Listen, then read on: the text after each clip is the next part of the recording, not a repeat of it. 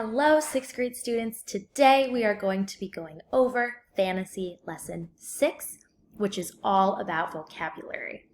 Our teaching point for today is that knowledgeable readers expect fantasy novels to incorporate challenging vocabulary. So strong readers study the way that writers use words again and again.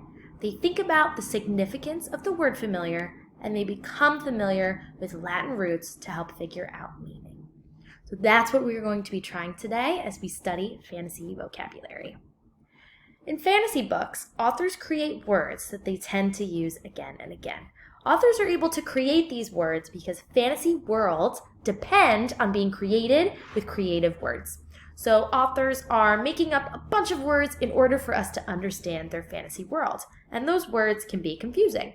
So your first strategy when you come upon a fantasy word that you don't quite understand is to look at context, which is what's happening in the story, in order to understand what it could mean.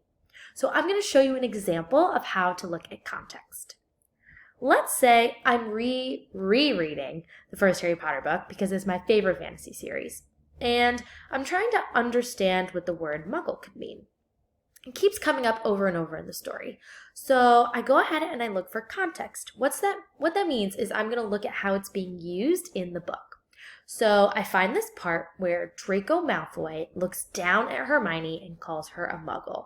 Notice how I'm looking back directly at the text. So I'm trying to think about what this word could mean and how it's being used by the characters. The more and more I think about it, I can get a clue that the term muggle must be an insult because Draco is looking down at Hermione when he says it to her.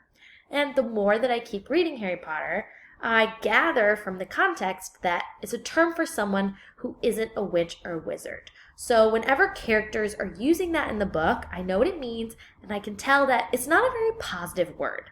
So that is using context, or the words that are around your fantasy word, to understand what the word could mean. That's our first strategy. Our second strategy is to look at Latin roots and word families. So another example for how this could work, let's say I'm still reading Harry Potter, my favorite book, and one of the words that comes up a lot is the word lumos, and that's a spell. So I'm thinking, okay, it's coming up a lot. I'm using context clues. I'm not quite sure what it is. So I can go online and I could look up the Latin root for lumos. When I look up the Latin root for lumos, I see that the root lumen means light.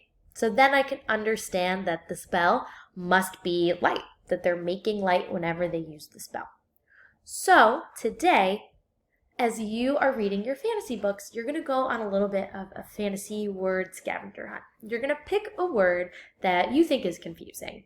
You're going to come up with a definition based on the context. You're going to look up what the definition could be or the Latin roots, and you're going to try to figure out exactly what the word means. So again, our strategies, first, we can look at context, which is how it's being used in the story, and second, we can look up Latin roots or word families to figure out exactly what the word means. Good luck.